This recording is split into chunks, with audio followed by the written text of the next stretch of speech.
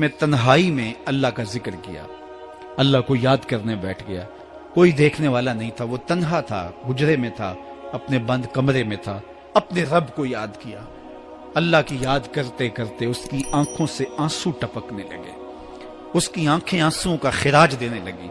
تو میرے اور آپ کے آقا و مولا نے فرمایا کہ یہ آنسو اتنے قیمتی ہیں، ان آنسوؤں کے بدلے میں قیامت کے دن اسے عرش الہی کا سایہ نصیب ہوگا، عرش الہی کا سایہ اسے نصیب ہوگا ان آنسوؤں کے بدلے میں۔ رومی علیہ رحمہ فرماتے ہیں جہاں پانی گرتا ہے وہاں سبزہ اگتا ہے، جہاں آنسو گرتے ہیں وہاں رحمت اترتی ہے۔ تو اس لیے جو اللہ کی یاد میں رونے کا لطف ہے اور اللہ کی یاد میں آنسو بہانے کا اجر اور صلہ رکھا گیا ہے، یہ گناہوں کو دھو ڈالتا ہے، یہ اندر کی صفائی اور ستھرائی کا سبب اور ذریعہ ہے۔ میرے اور آپ کے آقا و مولا نے فرمایا راتوں کی تنہائیوں میں اٹھ کے قرآن پڑھا کرو اور قرآن پڑھتے ہوئے رویا کرو۔ پھر فرمایا فَإِلَّمْ تَبْكُوا فَتَبَاكُوا، اگر رونا نہ آئے تو رونے کی کوشش کیا کرو۔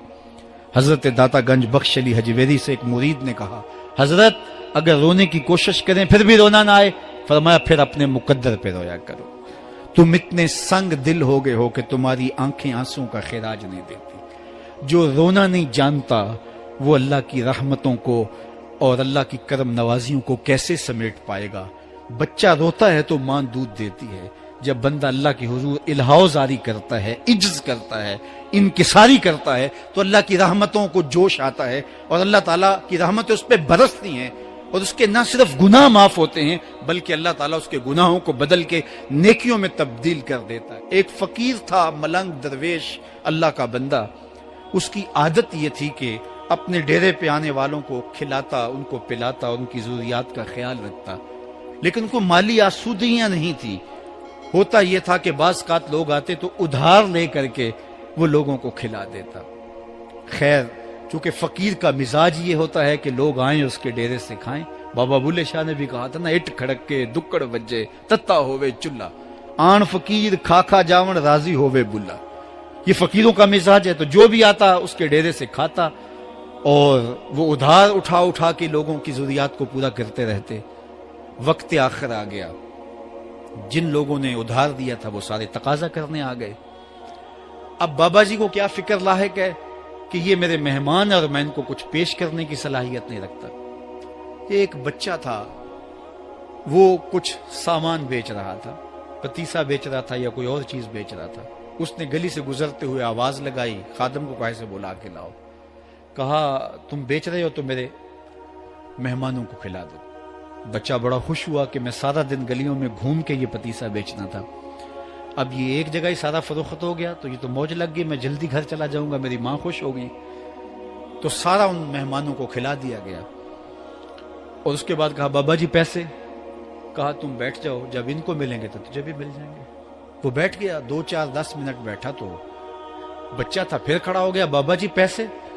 کہا جب ان کو ملیں گے تو تجھے بھی مل جائیں گے۔ پھر آدھا گھنٹہ گزرا تو پھر اس نے کہا بابا جی پیسے؟ میری ماں میرا انتظار کر رہی ہے، ہمارے گھر کا چولہا اسی سے جلتا ہے، میں یہ پیسے لے کر جاؤں گا اور میری ماں کوئی ہنڈیا خریدے گی اور ہم شام کا گھر کا کوئی سلسلہ کریں گے۔ کہا بیٹا جب ان کو ملے گا تو تجھے بھی مل جائے گا۔ بچے نے رونا شروع کر دیا، یتیم بچہ تھا، اس کا سارا آسرا یہی تھا، اس نے رونا شروع کر دیا۔ جب بچہ رویا اللہ کی رحمت کو جوش آیا۔ کوئی مرید نذرانہ لے کے ان بزرگوں کے پاس آ گیا اور اشرفیوں کی بھری ہوئی تھیلی پیش کی۔ وہ اتنے پیسے تھے کہ اس بچے کو بھی دیے، جتنے لوگ آئے تھے سب کا قرض چکایا، کہا جاؤ گھروں کو۔ تو سب نے کہا بابا جی ہم صبح سے بیٹھے ہوئے تھے تو یہ نذرانہ دینے والا صبح سے نہیں آیا، تو اب کیسے آ گیا؟ کہا صبح سے تمہارے اندر کوئی رونے والا نہیں تھا، ایک رونے والا آیا تو باقیوں کا بھی کام بن گیا۔ بعض اوقات کسی ایک شخص کی وجہ سے باقیوں کی خطائیں بھی معاف ہوتی ہیں۔ آج ہم اجتماعی طور پہ تا حد نظر اندر باہر اوپر نیچے اتنے لوگوں کے ہجوم میں اللہ کی بارگاہ سے یہ توقع رکھتے ہیں کہ مالک کتنے ہجوم میں کوئی ایک تو ہوگا جو تیرا لاڈلا ہوگا، کوئی ایک تو ہوگا جو تیرا بہت قریبی ہوگا، کوئی ایک تو ہوگا جس پہ تیری رحمتیں برسیں گی۔ تو مالک اس کے صدقے سے ہماری خطائیں بھی معاف کر دے، ہمارے گناہ بھی معاف کر دے۔ کوئی ایک رونے والی آنکھ مل گئی تو باقیوں کا بھی کام بن جائے گا۔ اٹھ فریدا ستیا تے میلہ ویکھن جا، वत कोई बख्शिया मिल जावे ते तू ही बख्शिया जावे। मेरे मालिक हम सब की खताएं माफ कर दे, हम सब से दरगुजर फरमा और हम सब के बातन को सुथराइयां दे दे, हमारे अंदर को पाकीज़गियां दे दे। बहुत वक्त मैंने और आपने साहिब गुजार लिया, तेजी के साथ जिंदगी बीत रही है। मैं अगर अपने आप को देखूं तो मेरी जिंदगी कितनी बहारें काट चुकी है। अगर आप अपने आप को देखें, कोई 60 साल, कोई 20 साल, कोई 25 साल, जिंदगी तेजी के साथ गुजर रही है। बंदा जब सोचता है कि मैं 40 साल का हो गया हूं तो आगे मेरी जिंदगी के अगर 30 साल भी हैं तो 30 साल तो काफी हैं, लेकिन वो पीछे अगर पलट के देखे तो 40 साल यूं गुजर गए जिस तरह चुटकी बजाई जाती है। जब चुटकी बजाने के वक्त में 40 साल गुजर गए महसूस होते हैं, तो जो बाकी 30 साल अगर हुए भी, वो तो गुमान है मेरा, वो तो गुमान है आपका, हमें तो एक सांस का भी नहीं पता। पूछा गया जिंदगी और मौत के बारे में क्या ख्याल है, कहा फजर पड़ी है, पता नहीं जोहर पढ़ सकेंगे या कि नहीं। कहा इतनी लंबी उम्मीदें लगाए बैठे हो, कहा जोहर पड़ी है, पता नहीं असर पढ़ने का मौका नसीब होता है कि नहीं। कहा यह भी तूले अमल है। एक बोला असर पड़ी है, पता नहीं मगरिब पढ़ सकेंगे या कि नहीं। किसी ने कहा एक रकत पड़ी है, पता नहीं दूसरी रकत भी पढ़ना नसीब होती है या नहीं। कहा ये सब तुम्हारे मुंह की बातें हैं। मैं तो कहता हूं एक तरफ सलाम फेरा है, पता नहीं दूसरी तरफ सलाम भी फेर सकेंगे या कि नहीं। क्या मौत इतनी करीब नहीं है? हमने अपनी आंखों के सामने लोगों को जुदा होते यूं नहीं देखा है। हम कहते हैं इसकी खबर सुना रहे हो मौत की, ये तो मैंने अभी सब्जी वाली दुकान पे देखा था। लेकिन जब मौत आती है तो एक लम्हे का तकद्दुम और ताखुर नहीं होता। तो साहिब आइए अपनी जिंदगी को अल्लाह और उसके रसूल की राहों पे डालें। आज वक्त है, आज मौका है, आज तौबा का दरवाजा खुला है। कल सब कुछ नहीं होगा, आज उसकी रहमतें आवाज दे रही हैं। आज वक्त है, वक्त पर काफी है एक कतरा भी आबे खुश हंगाम का। जल गया जब खेत बरसा मी तो फिर किस काम का। अब आइए सुनिए, इस कायनात के अंदर हमें वो खवातीन मिलेंगी जो पर्दे के पीछे थी, लेकिन पर्दे के सामने मां नहीं आई, अब्दुल कादिर जीलानी आए।